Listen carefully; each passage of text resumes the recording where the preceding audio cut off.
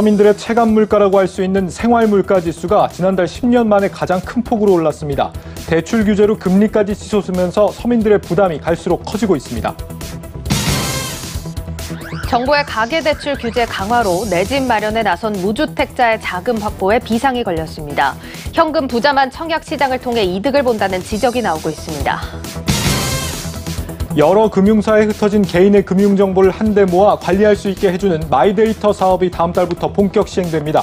새로운 플랫폼 등장으로 금융산업 지각 변동이 예고되고 있습니다. 영국 글래스고에서 열린 유엔 기후변화협약 당사국 총회에서 문재인 대통령이 2030년까지 온실가스 40% 이상을 감축하겠다고 약속했습니다. 국내에선 현실성이 떨어지는 목표라는 비판이 제기되고 있습니다.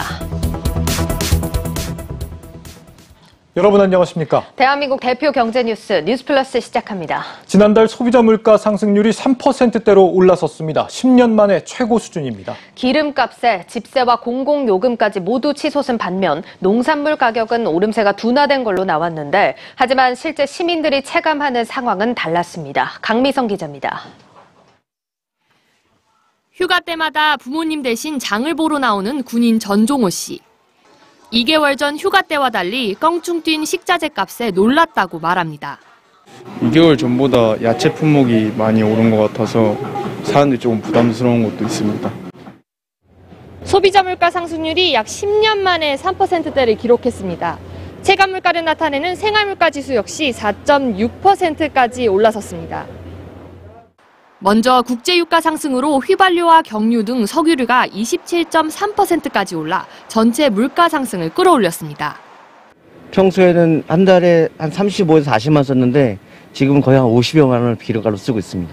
실질적으로 일시적인 거니까 그래서 지금도 한 번에 가득 채우지 않고 3만 원, 2만 원 이렇게 소량으로 채우고 있는 거죠. 농축수산물은 지난 8월과 9월보다 오름세가 크게 둔화됐지만 현장에서는 체감하기 어려운 분위기입니다. 떨어지는 건 없어요. 물가가 너무 비싸놓으니까 살만한 게 없으니까 왔다 그냥 가고 돼요. 공공서비스와 개인 서비스, 집세 등 서비스 가격도 모두 올랐습니다. 겨울 난방 수요까지 겹치는 11월과 12월 물가는 계속 오를 가능성이 큽니다. 정부 스스로도 앞으로 물가가 많이 오를 수 있다면서 관련 조치를 내놓은 상황. 위드 코로나와 함께 늘어난 소비 심리로 급격한 물가 상승이란 위험성을 키우고 있습니다. 한국경제TV 강미선입니다. 급전이 필요한 서민들에게 최후의 보루라고 할 수 있는 카드론이 정부 규제 대상에 오르면서 결국 불법 사금융으로 내몰리는 사례가 저희 취재 결과 확인됐습니다. 맞춤형 지원책 마련이 시급해 보입니다. 정호진 기자입니다. 천안에서 카페를 운영하는 45살 허희영 씨. 당장 임대료를 낼 여력이 없어 시중은행부터 카드, 캐피털사까지 문을 두드려봤지만 대출은 쉽지 않았습니다. 결국 허 씨는 연 30%대 금리에 일수를 끌어다 일수를 막는 처지에 놓였습니다. 1금융을 막아놓으니까 2금융으로 가고 2금융 막으니까 사채 시장으로 가는 거예요. 이제 또 사채 끌어다 사채를 받고 사채를 끌어다 사채를 그러니까 이게 한 500만 원이 1000만 원, 1,500만 원 되는데 두세 달밖에 안 걸려요. 이전까지 금융당국은 소상공인과 같은 저신용, 저소득자의 신용 위축이 우려된다며 카드론을 DSR 산정에 포함하지 않아왔습니다. 하지만 카드론 규모가 매분기 수조 원대 증가세를 보이자 당국은 내년 1월부터 카드론을 DSR 산정 범위에 포함한다고 밝혔습니다. 카드론 대출이 크게 늘자 일부 카드사들은 지난 8월부터 카드론 취급 규모를 줄여왔습니다. 여기에 최근 카드론 금리는 11%에서 15%대로 3개월 새 금리 상단이 2%포인트가량 올랐습니다. 카드업계는 기준금리 인상과 대출 총량 관리를 위한 우대금리 인하 등이 맞물린 결과라고 설명합니다. 지금 기준을 보면 우선 조달 금리는 계속 올라가는 추세잖아요. 8월에 기준금리 인상했고 11월에도 기준금리 인상한다라는 지금 얘기가 많고 아무래도 이제 카드사 같은 경우도 이 대출 금리가 다 올라갈 수밖에 없고 결국 대출 금리는 오르는 가운데 취급 규모가 줄고 DSR 산정 범위에 카드론이 포함되며 당장 자금이 필요한 서민들은 대출 절벽에 내몰린 상황. 일각에서는 집값을 잡기 위한 당국의 대출 규제가 서민들의 생명줄을 조이고 있다며 우려의 목소리가 나옵니다. 자금 여력은 이 사람들에게 생명줄과 마찬가지다. 3월 9일날 대통령 선거가 있다고 집값을 잡기 위해서 너무 무리하고 극약적인 처방을 쓰는 것이다. 자금줄을 조이고 대출 한도를 정하고 이런 것은 정말 바람직한 방향이 아니고. 전문가들은 제도권 금융에서 밀려나 불법 사금융으로 유입되는 이들을 위한 맞춤형 지원 정책이 필요하다고 지적합니다. 한국경제TV 정호진입니다. 정부 대출 규제로 서민들이 내몰리는 상황은 아파트 청약시장에서도 마찬가지입니다. 내년부터 청약시장이 현금 부자들의 전유물이 될 거라는 우려가 나오는데 대출 한도가 담보 능력보다도 상환 능력을 중심으로 정해지기 때문입니다. 전효성 기자입니다. 정부의 11.6 가계부채 대책에 따라 내년부터 대출액이 2억 원을 넘기면 총 부채 원리금 상환 비율, DSR 규제가 한층 강화됩니다. 앞으로 은행은 담보와는 관계없이 소득으로 대출 원리금을 갚을 능력이 되는 사람에게만 돈을 빌려주기로 한 겁니다. 이번 조치로 전체 대출의 51.8%가 DSR 규제의 영향권에 놓일 전망입니다. 이 중에서도 가장 큰 혼란이 예상되는 건 청약시장입니다. 정부는 실수요자를 보호하겠다며 청약 중도금 대출은 DSR 규제를 적용하지 않기로 했지만 입주 시점 잔금 대출은 예외를 두지 않기로 했습니다. 분양받은 주택의 가치를 따지기보단 수분양자의 소득 수준에 따라 대출 가능 여부가 정해지는 셈입니다. 청약에 당첨되더라도 잔금 대출 전환이 어렵게 된다면 청약시장 문턱은 지금보다 크게 높아질 수밖에 없습니다. 이와 함께 정부는 분양가 상한제를 일부 개편해 조만간 발표할 계획인 것으로 알려졌습니다. 현재의 분양가 체계를 손보게 되면 아무래도 분양 가격은 올라갈 수밖에 없는데 이 역시 대출 한도가 넉넉하지 않은 서민층에게는 타격이 될 것으로 예상됩니다. 서울 평균 아파트값은 이미 12억 원을 넘긴 상황. 이제는 청약마저 고소득자와 현금 부자의 몫으로 돌아갈 것이란 지적이 나오는 이유입니다. 지금 상황에서 대출 금액을 합치지 않으면 집을 못 사는 사람들은 주택 매수 수요에서 탈락하게 되잖아요. 근데 그렇다고 해서 이 사람들이 집을 못 사게 된 거지 앞으로는 집 안 사도 되겠다라는 건 아니에요. 정부의 가계부채 관리라는 명목하에 서민들의 내 집 마련은 한층 더 어려워질 전망입니다. 한국경제TV 전유성입니다. 영국 글래스고를 방문 중인 문재인 대통령이 2030년 우리나라의 온실가스 감축 목표 NDC 40% 상향을 공식화했습니다. 이에 따라 우리나라는 2030년까지 매년 4% 이상 온실가스를 감축해야 하는데 실제 이행이 가능할지 우려가 적지 않습니다. 정원우 기자입니다. 문재인 대통령은 UN 기후변화 협약 당사국 총회에서 NDC 목표 40% 상향을 공식화했습니다. 전 세계 100개 이상 국가들이 지켜보는 가운데 우리나라의 기후변화 대응 의지를 분명히 한 겁니다. 2018년 대비 40% 이상 온실가스를 감축하겠습니다. 종전 목표보다 14% 상향한 과감한 목표이며 짧은 기간 가파르게 온실가스를 감축해야 하는 매우 도전적인 과제입니다. 문 대통령은 NDC 목표 상향에 더해 국제 메탄 서약 가입, 2050년 석탄 발전 전면 폐기 등도 함께 약속했습니다. 탄소 배출 주범국이라는 오명을 벗기 위해 과감한 목표를 내세웠지만 이행 과정에서 적지 않은 잡음이 예상됩니다. 2030년까지 우리나라는 매년 4% 이상 온실가스를 감축해야 하는데 주요국과 비교하면 말 그대로 도전적입니다. 제조업 비중이 큰 우리 산업 구조에서 실현 가능성 자체에도 의문이 제기됩니다. 또 2050 탄소 중립 선언을 시작으로 법제화, 시나리오 마련, 국제사회 공식 발표까지 1년 만에 진행시키면서 급발진이라는 비판도 피할 수 없게 됐습니다.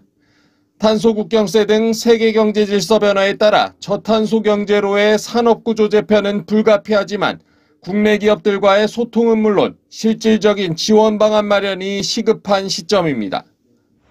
문재인 대통령은 이번 COP26을 통해 우리나라의 기후변화 대응 의지를 전 세계에 알렸습니다. 이제 헝가리로 이동해 비셰그라드 그룹과 본격적인 경제 외교에 나섭니다. 스코틀랜드 에딘버러에서 한국경제TV 정원우입니다. 이렇게 정부는 국제사회에서 탄소 중립을 외치고 있지만 실생활에서 소비자가 체감하는 정부 지원은 오히려 그 반대로 흘러가고 있습니다. 특히 전기차 구매를 고민하던 사람들은 반도체 부족으로 출고가 늦어지는 와중에 정부 보조금마저 줄어들 걸로 보이면서 선택을 꺼리고 있습니다. 신재근 기자입니다. 1년 가까이 이어진 차량용 반도체 대란. 전기차의 경우도 예외가 아닙니다. 반도체 공급이 달려 지금 계약한다 해도 옵션이 조금이라도 들어가면 출고까지 6개월 이상을 기다려야 합니다.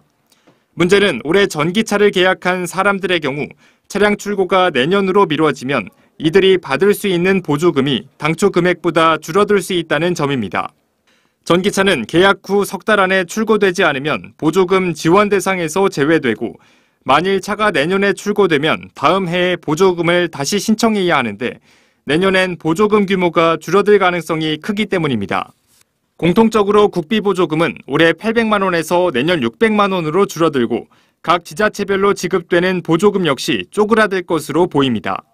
설상가상으로 올해 서울과 경기, 대구, 광주 등 주요 도시의 전기차 보조금은 이미 동이 났습니다.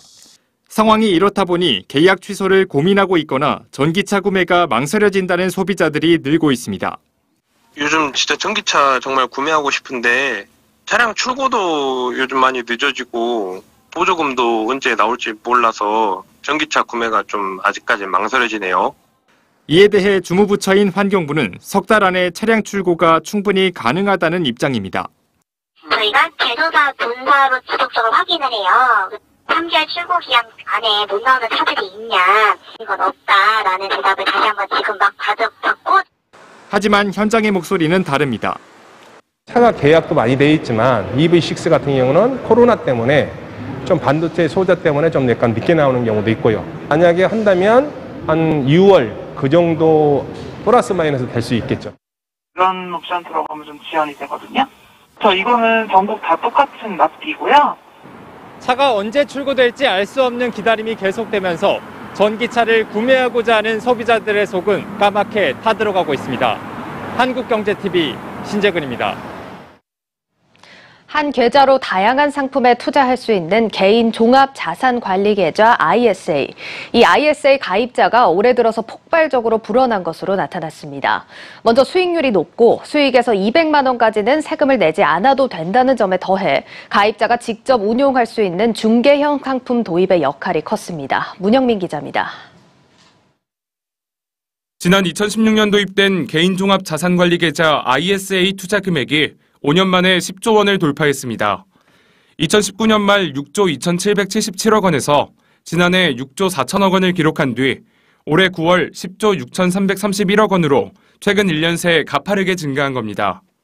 금융투자업계에서는 ISA가 절세 혜택과 높은 수익률을 자랑하기 때문에 시장 규모가 커진 것이라 분석했습니다. 일반 금융투자 상품에는 이자 배당소득세 15.4%가 부과됩니다.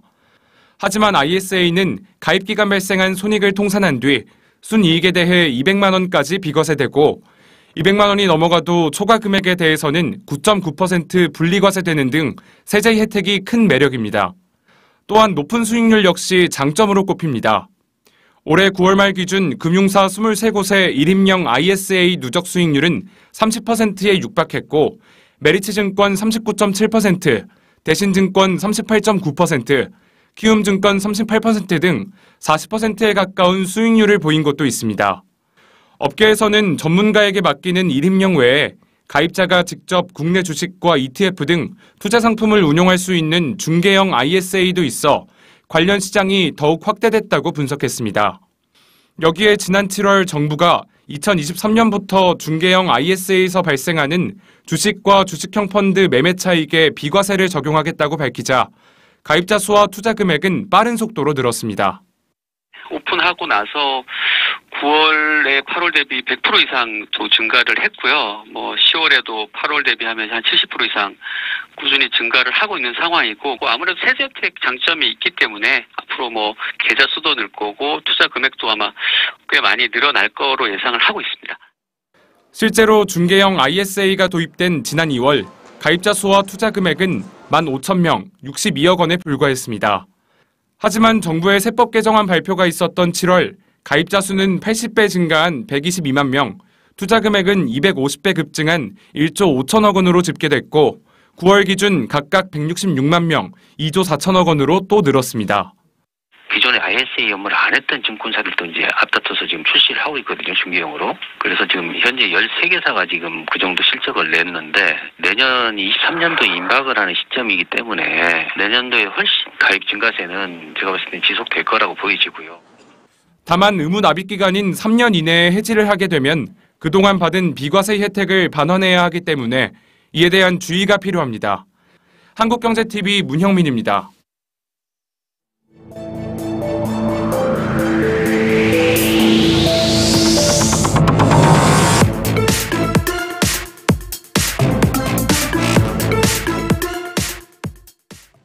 개인이 자신의 개인정보를 적극적으로 관리하고 기업도 이를 통해서 가치를 창출하는 마이데이터 서비스가 다음 달 시행됩니다. 서비스가 시행되면 우리 삶도 크게 바뀐다고 하는데 정치경제부 배성재 기자와 알아보겠습니다. 배 기자, 이 마이데이터 사업 지금까지와는 어떤 게 좀 달라진다는 겁니까? 먼저 마이데이터에 대해서 간략하게 소개를 드려야 할 것 같습니다. 글자 그대로 우리나라 말로 하면 내 데이터잖아요. 예. 한마디로 정리를 하면 내 데이터를 내가 관리한다. 이렇게 이해를 하시면 되겠습니다. 그동안은 이제 제 이동 정보나 아니면은 건강 정보까지 정부 또는 페이스북이나 네이버 같은 어떤 큰 기업들이 일방적으로 소유를 하고 있었다면 이 정보가 이제 개인에게 돌아온다라고 볼 수 있겠습니다.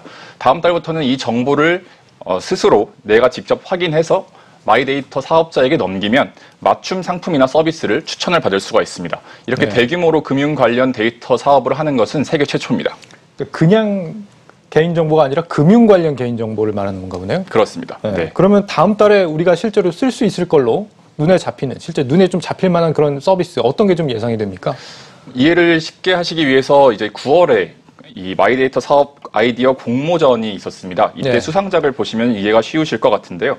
대상을 받은 아이디어가 의료와 금융 개인 데이터를 결합한 맞춤형 구강 관리 서비스입니다. 그러니까 치과와 관련된 서비스라고 할 수 있겠죠. 그러니까 치아 진료 정보와 금융 결제 내역을 결합해서 앞으로 예상되는 치료비 아니면 진료비, 심지어는 이 진료를 잘하는 병원까지 추천을 해주는 서비스입니다.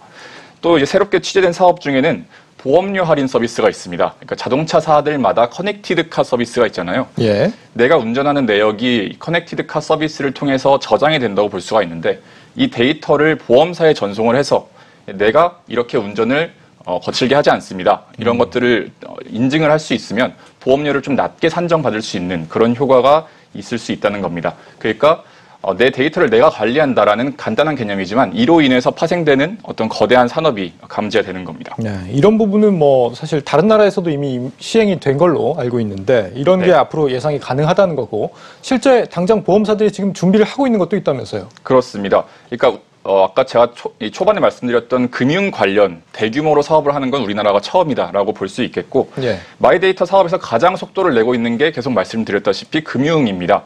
그래서 지난해 신용정보법을 개정한 다음에 은행과 카드사 그리고 금투사, 핀테크 기업까지 약 40곳 정도가 마이데이터 사업을 준비 중에 있습니다. 구체적으로 이 어떤 서비스들이 대기를 하고 있는지 김보미 기자가 자세히 취재했습니다. 다음 달 1일이면 과거 고액 자산가들만 받을 수 있었던 초맞춤형 자산 관리를 누구든 받을 수 있게 됩니다. 먼저 나의 총자산 현황을 한 곳에서 한눈에 볼 수 있습니다. 펀드나 예적금, 보험, 주식 등 곳곳에 흩어져 있는 모든 금융사의 거래 정보를 한 곳으로 모을 수 있기 때문입니다. 특히 KB국민은행은 현금이나 금, 비상장 증권과 같은 현물 자산까지도 금융자산과 함께 관리할 수 있도록 서비스를 준비 중입니다. 마이근무라는 서비스가 최초로 이제 장착이 될 것으로 보여집니다. 현재 가치, 시세의 변화, 그리고 그거를 어떻게 관리하면 가치가 올라가는지에 대한 그 관리하는 방법들, 전문가들하고의 제안, 가이드 등과 연동을 시켜서 부동산이나 자동차 등과 같은 자산에 대해서는 언제, 얼마에 파는 것이 좋을지 예측해주는 서비스도 있습니다. 또 나의 자산 목표를 설정하면 여기에 맞는 포트폴리오를 제공해주는 서비스도 준비 중입니다. 은행권, AI 투자 플랫폼 핀트 등이 대표적인데 주식과 채권, 현금 등의 자산 비중은 물론이고 구체적인 투자처까지 제시한다는 계획입니다. 저축은행과 카드사 등 제2금융권 등에서는 부채와 신용등급 관리에 좀 더 비중을 두고 있습니다. 여러 개로 흩어져 있는 대출들을 하나로 모을 수 있도록 상품을 추천해 주는가 하면 신용등급을 조금이라도 더 올릴 수 있도록 관리해 주는 겁니다. 이외에도 그날그날 내게 필요한 정보를 제공해주는 캘린더 서비스, 나의 소비 성향에 맞는 카드 추천 서비스 등 세분화된 이용자 맞춤 서비스들이 대기 중입니다. 자동 이체, 그다음에 뭐 대출이자 빠져나가는 거, 카드 결제되고 이거는 지금 기본적으로 제공하고 있는 거고요. 그 이외에 자산 변동이 있으면 변동을 알려드린다든지 공보주 같은 것들을 일정을 같이 캘린더에다가 알려드릴 수 있도록 하는 기능들을 좀 저희가 추가를 하고 있습니다. 국내 마이데이터 서비스 이용 대상은 약 4,300만여 명. 4차 산업시대의 석유라고도 불리는 데이터를 둘러싼 전쟁은 보다 치열해질 전망입니다. 한국경제TV 김보미입니다.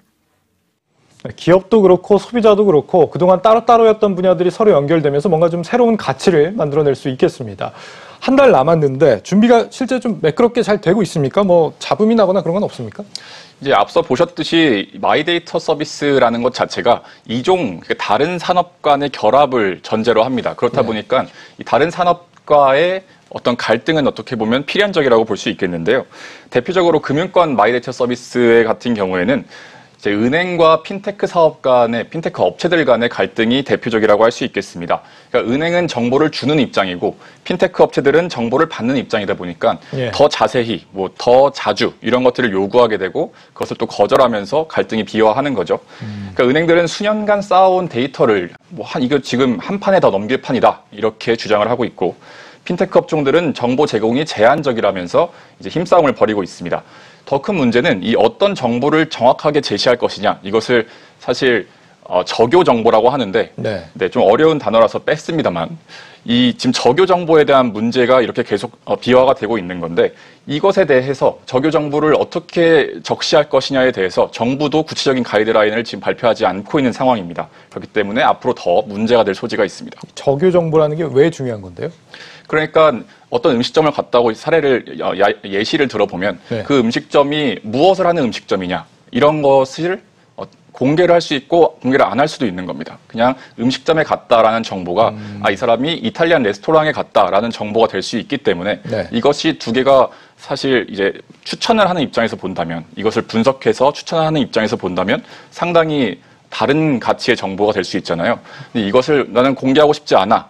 혹은 나는 공개해줘라고 갈등을 벌이고 있는 상황인 겁니다. 그렇군요. 이 업체들 간에 지금 조율 문제 같은 게 남아 있다는 건데 빨리 교통 정리를 좀 해줘야 되지 않나 싶고 그 외에도 지금 그 안전성에 대한 문제가 있다라고 하는데 이건 어떤 얘기입니까? 그러니까 보안에 대한 문제입니다. 데이터 사업이다 보니 당연히 보안과 관련이 될 수밖에 없고 당초 8월에 시행 예정이었습니다. 마이데이터 사업이. 그러나 한 차례 미뤄진 바가 있는데 이 업체마다 보안이나 기술 수준이 다르다는 겁니다. 그렇기 때문에 한 차례 미뤄졌고 마이데이터 사업자는 상당히 높은 수준의 보안을 요구를 받습니다. 업체마다 갖고 있는 기술적인 문제는 계속해서 이 마이데이터 사업 내 그 과제가 될 전망입니다. 전문가 멘트 직접 들어보시겠습니다.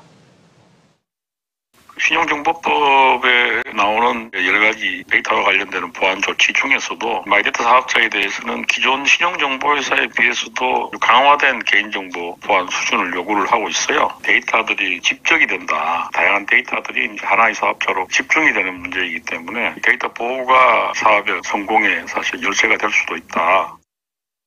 그러면 이런 과제들이 해결이 안 됐는데 그냥 시행이 되는 겁니까? 아니면 뭐 보완될 때까지 시행이 늦어질 수도 있는 건지 정부는 지금 어떻게 하겠다는 거죠? 대상자들을 대상으로 이제 사전 점검에 들어간 것으로 확인이 됩니다. 앞서 말씀드린 대로 이제 많은 쟁점들이 있는데 이미 한 차례 미뤄진 만큼 시행은 일단 미루지 말자 이러한 분위기가 감지가 되고요. 일단 이 시범 서비스를 안정적으로 출시하는 데에 집중을 하고 이후에 제기되는 문제들은 이제 논의하고 해결한다는 입장입니다. 지난 7월에 저희가 단독으로 보도를 드린 바가 있는데요. 마이데이터를 전담으로 조직하는 전담으로 전담하는 이제 조직을 만들 것이다. 이런 저희가 보도를 한 바가 있는데 이 또한 논의도 이 소문만 무성할 뿐이지 아직까지 구체적인 결론이 나지 않았습니다. 그래서 아직 쟁점이 많은 만큼 무늬만 혁신에 그치지 않기 위한 어떤 구체적인 해결책이나 방안이 필요한 실정입니다. 네. 마지막으로 기업들도 준비를 하겠지만 우리 소비자들도 시행을 앞두고 확인할 사항이 있겠죠. 어떤 게 있을까요? 그렇습니다. 일단 지금 이용 중이신 은행이나 아니면은 지금 갖고 계신 보험사가 마이데이터 사업을 하는지를 확인하셔야 합니다. 그래서 12월 1일이 되면 사업자들이 마이데이터 관련 서비스를 이제 홈페이지나 앱을 통해서 오픈을 할 겁니다. 이때 이제 개인 신용정보 전송 동의를 누르시면 그다음부터 관련된 서비스를 받으실 수가 있습니다. 네. 이 내 정보를 잘만 쓰면 개인도 기업들 사이에서 수익을 창출할 수 있다고 하고 반대로 좀 무심하다가는 정보가 여기저기 빠져나갈 수도 있기 때문에 적극적으로 관심을 가지실 필요가 있겠습니다. 배성재 기자였습니다. 잘 들었습니다.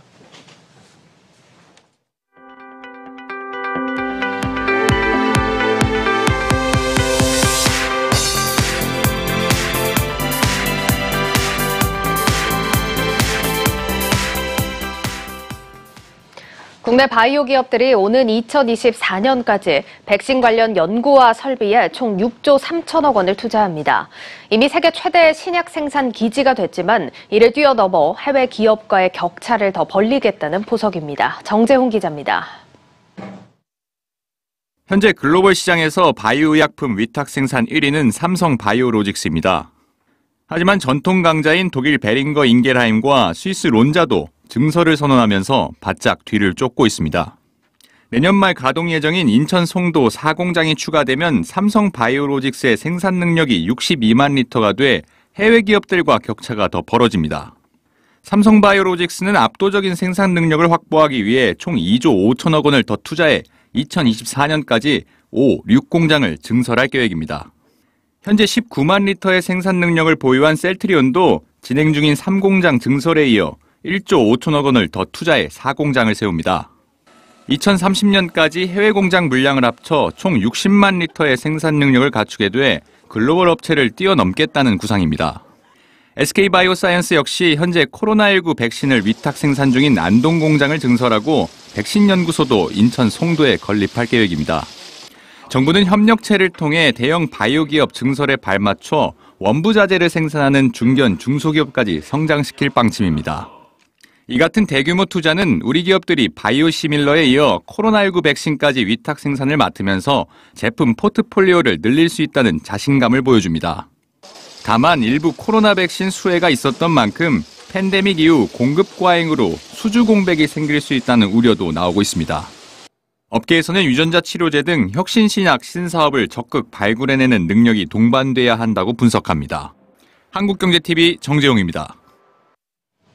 쌍용차가 전기버스 제조업체 에디슨 모터스를 새 주인 후보로 맡게 됐습니다. 하지만 경영 정상화에 필요한 자금 조달부터 추가 구조 조정안 마련 등 최종 인수까지는 아직도 넘어야 할 산이 많다는 지적이 나옵니다. 임원식 기자입니다. 에디슨 모터스 컨소시엄이 쌍용차 인수를 위한 우선 협상 대상자로 선정된 건 지난달 25일. 원래대로라면 사흘 안에 M&A를 위한 양해각서를 체결하고 정밀 실사에 들어가야 하지만 일주일이 지나도록 아무 소식이 없습니다. 양해각서 체결 전 협의할 시간이 더 필요하다며 법원에 기한 연장을 신청했기 때문입니다. 쌍용차가 진 빚은 공익채권 4천억 원을 포함해 약 7천억 원, 인수 자금으로 써낸 3,100억 원을 더해 당장 경영 정상화에 드는 돈만 1조 원이 넘습니다. 에디슨 측은 쌍용차 자산을 담보로 산업은행에서 7, 8천억 원을 빌려 조달하겠다고 밝힌 상황입니다. 하지만 산업은행은 냉랭한 반응입니다. 이미 쌍용차 자산을 담보로 1,900억 원가량을 대출해 준 만큼 추가 대출은 어렵다는 겁니다. 단순히 빚 상환을 넘어 쌍용차가 부활하고 지속할 수 있는 현실적인 청사진이 먼저 제시되어야 한다는 지적입니다. 앞서 지난달 국정감사에서 이동걸 산업은행 회장은 에디슨 측을 향해 사업성 판단이 안 된 상태에서 지원에 한계가 있다며 자본 조달 수준과 사업성을 종합 검토해 적절한 지원이 이루어지도록 하겠다고 밝히기도 했습니다. 매출과 직원 수 등 덩치 면에서도 두 회사가 현격한 차이를 보이고 있는 상황에서 인력 감축을 포함한 추가 구조조정 없이 지금 상태 그대로 쌍용차를 품기엔 한계가 있다는 지적도 나옵니다. 법정 관리에서 가장 첫 번째 수순은 내부 고정비를 최소한으로 줄여주는 작업이 제일 중요합니다. 더욱이 전기차로 전환하기 위해서는 30에서 40% 인력을 줄일 필요가 있는데 그대로 유지한다는 것은 산업은행에 얘기를 할 때 설득력이 워낙 떨어지는 부분이어서 과연 이게 수용이 될지에 대한 것들은 상당히 우여곡절 끝에 17년 만에 다시 국내 기업의 품으로 돌아올 희망을 안게 된 쌍용차이건만 최종 인수까지 여전히 갈 길이 멀어 보입니다. 한국경제TV 임원식입니다.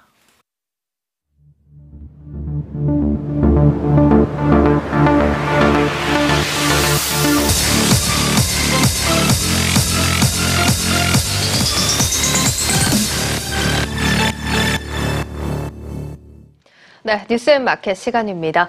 정말 모처럼 상승다운 상승을 해준 오늘 장이었습니다. 또 연말에 예고가 됐던 대로 신규 공모 청약을 진행하는 기업들이 많았는데요. 오늘은 이 공모 청약을 진행한 기업들 소식 들어보도록 하겠습니다. 증권부 박혜린 기자 나와 있습니다. 예, 박 기자 오늘 3개 기업이나 공모 청약 마무리가 됐는데 그중에서도 지금 가장 주목을 받았던 게 디어유입니다. 결과가 나왔습니까? 네, 지금 막 집계를 마쳤습니다. 참고로 이번 디어유의 청약은 한국투자증권을 통해서만 가능했습니다. 한국투자증권에 따르면 디어유 공모주 일반 청약 최종 경쟁률은 1,598대 1을 기록했습니다. 예. 청약 증거금은 17조 원으로 집계됐습니다. 예, 지금 경쟁률이나 증거금이나 적지 않습니다. 다른 기업들과 비교해봐도 상당한 금액이라는 걸 알 수가 있는데 일단 디어유가 엔터산업 관련주로 묶이면서도 이거 공모청약 하기 전부터 굉장히 관심이 뜨거웠습니다. 네, 맞습니다. 어떤 회사입니까? 네, 디어유는 SM과 JYP가 손잡은 팬미팅 플랫폼 기업이라고 보시면 됩니다. 예. 지금 화면에 나오는 것처럼 이 팬과 스타가 버블이란 서비스를 통해 소통할 수 있는 방식인데요. 저게 이제 기계적인 대답이 아니라 이제 연예인이 직접 소통하는 방식입니다. 현재 버블에는 SM과 JYP 등에 소속된 레드벨벳이나 에스파 등 200명이 넘는 스타들이 참여를 하고 있다고 합니다. 또 최대 주주인 SM 자회사인 SM 스튜디오스로 40.17%의 지분을 갖고 있고 JYP는 23.27%의 지분을 보유하고 있습니다. 그렇다면 지금 뭐 BTS를 중심으로 K-팝도 성장을 하고 있는데 국내뿐만 아니라 해외 수요까지 예상을 해볼 수가 있을 것 같습니다. 자, 그리고 일단 일반 청약 경쟁률 보면 지금 어마어마합니다. 네. 일단 흥행에는 성공한 걸로 보이는데요. 네, 사실 증권업계에서는 어느 정도 예상하고 있었던 바입니다. 예. 공모주 투자자가 일정한 가격에 되팔 수 있는 권리를 풋백 옵션, 즉 환매 청구권이라고 하는데요. 이 테슬라 요건 등으로 상장할 경우 일정 기간 주가가 부진하면 주관사가 풋백 옵션을 부담해야 합니다.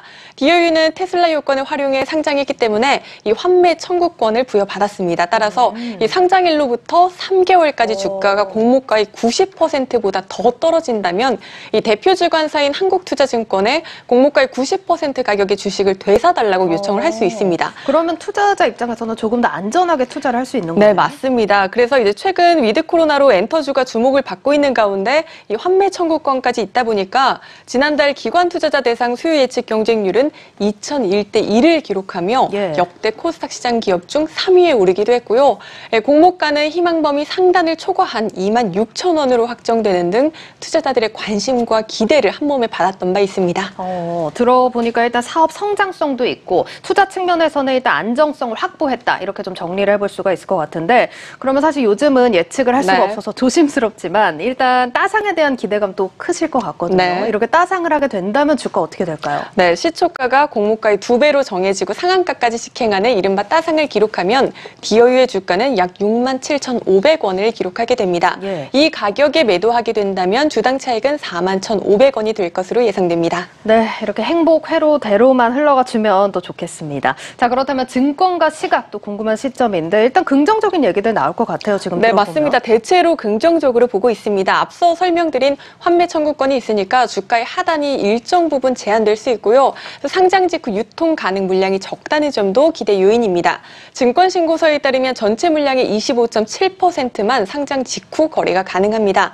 참고로 올해 따상에 성공한 기업들의 상장 후 유통 가능 평균 물량은 29.47%였습니다. 예, 일단 테슬라 요건 상장으로 주가 하락폭이 제한적일 수 있다. 그리고 유통 물량 수도 따상 기업들 평균치보다는 낮았다는 점 참고를 해보셔야겠습니다. 자, 그런데 사실 이제 최근 상장하는 기업들 보면은 보면은 실적이 좀 안 따라와주는 기업들도 많아가지고 걱정을 하시는 분들도 많을 것 같거든요. 디어유는 어떻습니까? 네, 실적 부문도 증권업계에서 디어유에 대해 긍정적으로 평가하는 이유 중 하나입니다. 이 증권가에선 디어유의 수익화 방식이 간편하고 독창적인 데다가 이 향후 메타버스와 NFT 도입으로 확장 가능성 또한 있다고 보고 있습니다.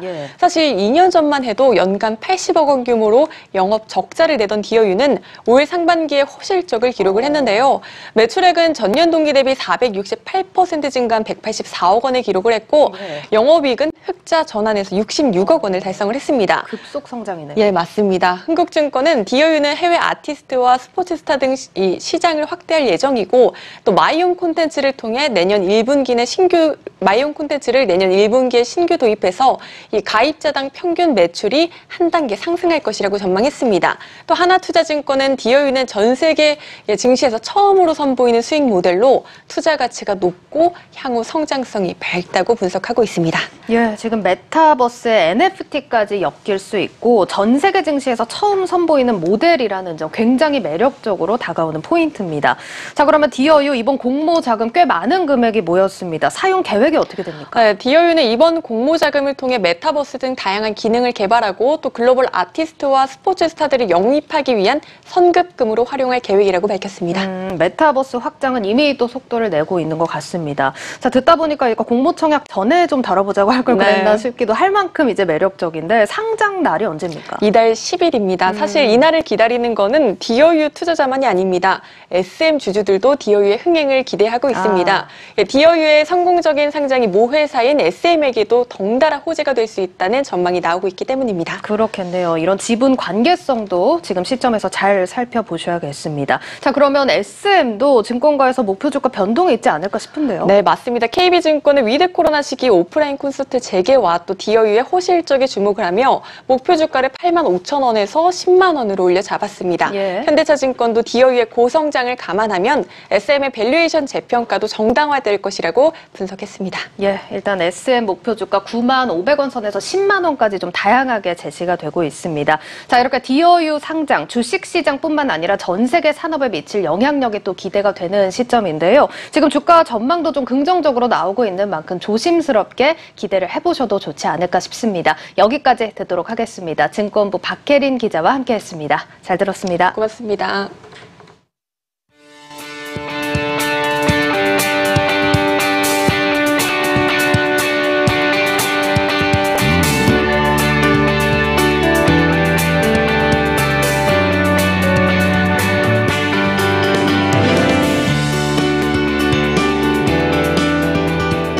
소변을 이용해서 유방암, 대장암, 위암, 폐암, 간암, 췌장암 또 6개의 발병 여부를 초기 단계에서부터 높은 정확도로 진단을 할 수 있는 제품입니다. 접근성이 그만큼 쉬운 만큼 암 진단에 있어서 주도적인 역할을 이끌어 나갈 수 있다고 생각합니다. 미국을 비롯해서 일본, 중동, 세계 여러 나라 국가의 순조로운 공급도 우리가 계획을 하고 있습니다.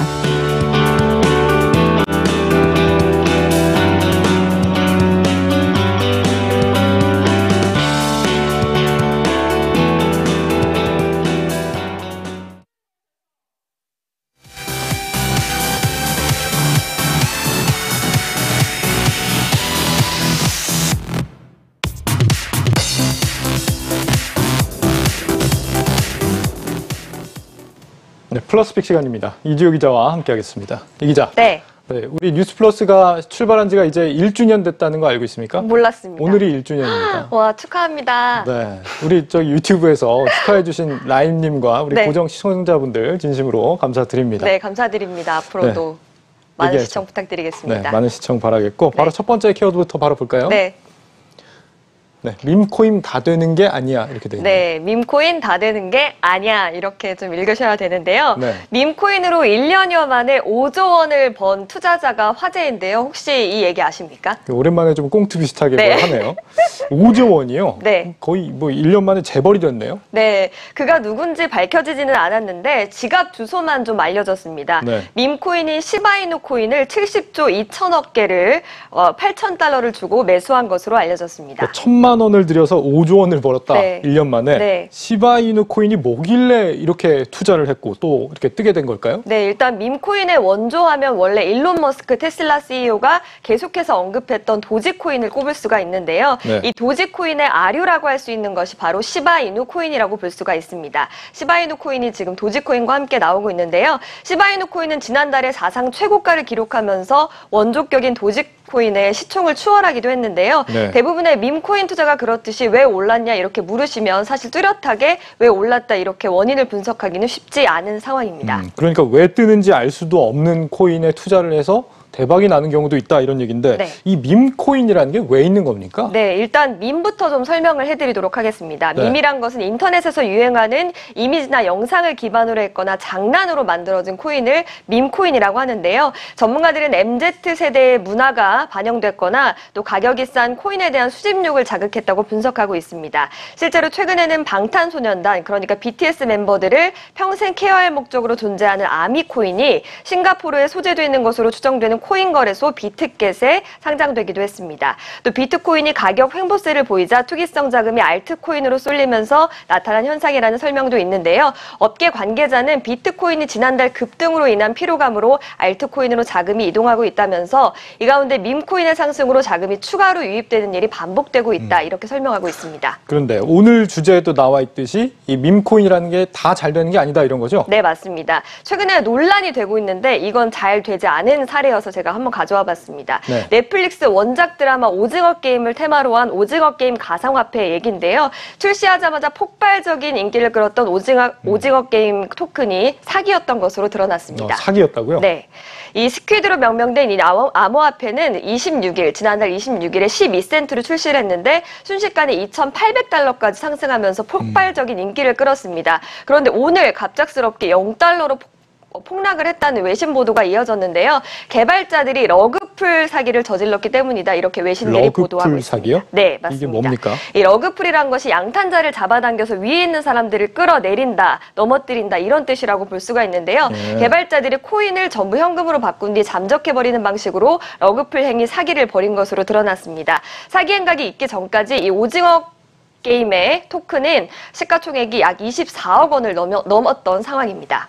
어떻게 보면 좀 굉장히 흔한 사기 수법에 당한 거네요. 네. 이 오징어 게임 관련 기업에서 만든 코인이 아닌 모양이죠? 네, 아니었지만 좀 그렇게 포장이 됐는데요. 이 개발자들은 온라인에서 오징어 게임과 같이 6개의 토너먼트를 진행하고 여기서 이긴 사람에게 전체 참가비의 90%를 상금으로 지급하겠다고 했었습니다. 네. 오징어 게임에서 이름을 따왔고 뭐 내용도 비슷하지만 넷플릭스 측은 이 가상화폐와 오징어 게임이 아무런 관계가 없다고 밝혔지만 그럼에도 불구하고 밈코인이 급등한 상황이죠. 이 대박만 있는 게 아니라 쪽박도 있다라는 네. 건데 심지어 왜 뜨는지도 모른다라고 한다면 그냥 이거 도박이나 다름없겠는데요. 이거 막아야 되는 거 아닙니까? 네, 다양스럽게도 국내 거래소에는 도지코인을 제외한 밈코인이 거래가 되지 않고 있습니다. 예. 그렇기 때문에 해외 가상자산 거래소를 이용하거나 개인 간 거래를 이용하셔야 되는데요. 앞선 사례에서도 봤듯이 사기 위험성이 높기 때문에 밈코인 투자자의 신중한 판단이 필요하다는 지적이 나오고 있습니다. 네, 다음 키워드 보죠. 네. 네, 명품 전성시대. 이거 오타 아닙니까? 명품을 잘못 쓴 것 같은데요. 역시 앵커는 저를 띄엄띄엄 보시는 경향이 있는 것 같습니다. 저는 네. 의도된 명품으로 쓴. 의도된 겁니까? 네, 맞습니다. 네. 네, 의도가 있는데요. 요즘에 먹는 게 키우는 게 따로 있다. 이렇게 모 유력 대권주자가 이런 발언을 해서 논란이 됐는데 이거에 대해서 좀 어떻게 생각하시는지 궁금합니다. 글쎄요, 오늘은 개 특집인가요? 네. 앞에 시바이누에 이어서. 네, 맞습니다. 윤리적인 문제를 떠나서 그냥 강아지를 먹는다는 생각 자체가 잘 들지 않는데 네. 한국에서 개를 먹는 게 아직도 불법이 아닌 모양이죠? 네, 아쉽게도 불법이 아닌 상황입니다. 이미 해마다 동물보호법을 개정하자는 주장이 계속돼서 제기되고 있는데 개 사육 농가에서는 이제 생존권을 위협한다면서 반발하면서 번번이 무산이 되고 있는 상황인데요. 동물보호단체에 따르면 한국의 개 사육 농가가 아직도 15,000곳이나 된다고 합니다. 정부 여당에서도 이번에 개 식용을 금지하자는 논의가 다시 한번 시작되기도 했죠. 글쎄 반려견 천만 시대에 먹는 개와 키우는 개를 따로 구분한다는 게 저 개인적으로는 그렇게 납득이 잘 가지 않는 그런 생각인 것 같은데 네. 아직도 이 개를 먹는 사람들이 이렇게 많다고 하고 네. 또 대선 주자까지 나서서 뭐 먹는 게 식용계 이런 얘기를 한다고 하니까 굉장히 좀 혼란스럽긴 합니다. 네, 혼란스러우실 줄 알고 네. 제가 앵커의 마음, 혼란스러운 마음을 조금 명확하게 할 수 있는 자료를 하나 준비를 했습니다. 네. 네, 사진을 먼저 보시도록 하겠습니다. 네, 이게 최근 배우 조승우 씨가 자신의 인스타그램에 올린 사진인데요. 유치원 가방 꾸미기 대회에서 1등을 했다면서 자신의 반려견의 모습을 이렇게 올린 사진입니다. 예. 이렇게 견주가 출근하는 동안 유치원에 가는 강아지들이 굉장히 많다고 하는데요. 개를 빈집에 홀로 두면 안 된다는 인식과 함께 이런 불편함을 해소해주는 위탁업체가 늘어났기 때문으로 풀이가 됩니다. 반려견 유치원이요? 네. 우리가 아는 그 유치원하고 같은 개념인가요? 거의 같습니다. 저도 깜짝 놀랐는데요. 일단 강아지 원생들은 오전 8시에서 9시에 펫버스를 타고 유치원에 갑니다. 가서 뭐 놀이나 또 아니면은 예절교육, 낮잠, 야외 활동 등을 다양한 일정으로 시간을 보내는데요. 유치원 선생님들은 식사와 배변, 교육관계 등을 적은 알림장을 보내기도 한다고 합니다. 비용은 견종과 무게에 따라 천차만별인데 하루에 3만 원에서 5만 원, 주 5회 기준으로는 한 달에 100만 원 정도까지로 알려지고 있습니다. 이미 관련 산업이 자리 잡은 미국에서는 견주가 3차 면접까지 봐야 입학할 수 있는 반려견 유치원도 나와 있다고 하는데요. 유치원뿐만 아니라 요즘에는 반려견 관련 명품 시장도 활성화되고 있는 상황이라서 소개를 해드리고 싶습니다. 반려견 유치원이 미국에선 이미 일반적인 개념이었나 보네요. 네. 그런데 명품은 또 뭡니까? 우리가 아는 뭐 샤넬, 에르메스 이런 개념인가요? 네, 같은 건가요? 그래서 바로 키워드가 명품이 아니라 멍멍멍품입니다. 그렇군요. 네, 맞습니다. 네, 알겠습니다. 죄송합니다. 네. 네, 에르메스가 최근에 반려동물용 제품을 몇 가지 좀 선보였는데요. 이게 바로 반려동물용 밥그릇인데 오크목으로 만들었고 이게 얼마 정도로 예상이 되십니까? 글쎄요, 한 몇십만 원 하나요? 에르메스니까? 이게 150만 원이라고 합니다. 150만 원이요? 네, 또 프라다는 시그니처 나일론 소재로 만든 백팩 모양의 가슴줄을 선보였고요. 팬디는 F 이니셜이 가득 새겨진 반려견 코트를 출시하기도 했습니다. 이 에르메스 개 밥그릇은 그냥 밥그릇하고는 좀 어떻게 다른 건지 좀 궁금한데요. 네, 일단 다시 한번 사진을 보면서 설명을 드리도록 하겠습니다. 네. 에르메스 애견용 밥그릇은 앞서 말씀드렸던 것처럼 오크 나무로 만들어졌고요. 네. 에밀 에르메스의 사위인 로메르 뒤마가 바다에서 휴가를 보내는 동안 처음 발견한 샹달을 모티브로 만들어졌는데 뭐 에르메스 샹달 제품하면 굉장히 뭐 모티브로 한 제품들이 굉장히 많다는 것을 발견할 수가 있습니다. 예. 이 밥그릇의 경우에도 샹달과 비슷하게 생겼는데 중앙에 자석으로 연결된 두 개의 보울로 구성되어 있는 모습을 볼 수가 있습니다. 뭐 황금으로 만들어졌거나 그런 건 아닌 거죠? 스테인리스 스틸입니다. 아, 그렇군요. 네. 또 에르메스 강아지 목줄도 있는데요. 장인의 손으로 한 땀 한 땀 만들어졌기 때문에 견고하고 튼튼하다고 알려지고 있습니다. 에르메스 애견용품 중에 그러면 가장 비싼 게 저 밥그릇입니까? 더 비싼 게 있는데요. 일단 사진을 좀 준비했습니다. 네. 애견을 위한 휴대용 가방인데요. 이건 얼마로 생각이 되십니까? 150만 원보다 더 비싸다고요? 네. 저 가방이? 네. 글쎄 한 200만 원 할까요? 320만 원 아, 정도라고 합니다. 예. 네, 측면 지퍼와 환기 시스템을 갖췄고 손으로도 휴대가 가능하다고 하는데 왜 이렇게 비싼지는 뭐 저도 잘 모르겠습니다. 신기하네요. 네. 이렇게 명품 업체들 말고도 요즘에 호텔 업계에서도 이렇게 반려견들을 위한 상품들 내놓고 있다면서요? 네, 호텔업계에서도 반려견 이른바 모시기에 나서고 있는 상황인데요. 네. 최근 뭐 반려동물과 함께 여행을 떠나거나 호캉스를 즐기고 있는 분들이 많게 되면서 맞춤형 패키지나 관련 상품을 내놓고 있는 건데요. 신세계는 지난 추석에 신세계와 레스케이프 호텔과 함께 레스케이프 펫 스위트를 선보였는데 프랑스의 마리 앙뚜아네트가 사용한 반려견 집 디자인을 그대로 재현했다고 하는데 개당 420만 원에 달한다고 합니다. 네. 강아지가 저 그 체감을 할 수 있을지, 저 네. 기쁨을 누릴 수 있을지 모르겠지만, 네. 어쨌거나 이제 반려견이 너무 일상이 되다 보니까 개를 먹는다는 것 굉장히 상상하기 어려운 시대가 된 것 같은데, 네. 근데 이 귀여운 개를 키운다는 건 좋은데 이렇게까지 이제 과감하게 투자를 한다, 이런 행동은 어떤 심리에서 나온 거다 이렇게 이해해야 될까요? 물론 반려동물에 대한 적극적인 애정 표현이 가장 먼저 이유일 것 같고요. 또 업계에서는 그와 동시에 남에게 자랑하고 싶어하는 MZ세대의 트렌드에서 시장 활황의 원인을 찾고 있습니다. 출산율이 1 미만으로 떨어질 정도로 아이를 갖는 가정이 줄어드는 반면에 반려동물을 양육하는 인구는 어느새 6만 명을 돌파하면서 강아지를 자식처럼 아끼고 또 아낌없이 지갑을 여는 사람들이 느는 모습인데요. 농촌경제연구원에 따르면 국내 반려동물 시장 규모는 지난해 3조 3천억 원에서 오는 2027년 6조 원으로 증가할 것으로 전망이 되고 있습니다. 네. 펫 관련 산업이 뜬다 이거 몇 년 전부터 계속 나왔던 얘기인데 정말 떴네요. 네. 잘 들었습니다. 이지호 기자였습니다. 고생했습니다. 고맙습니다.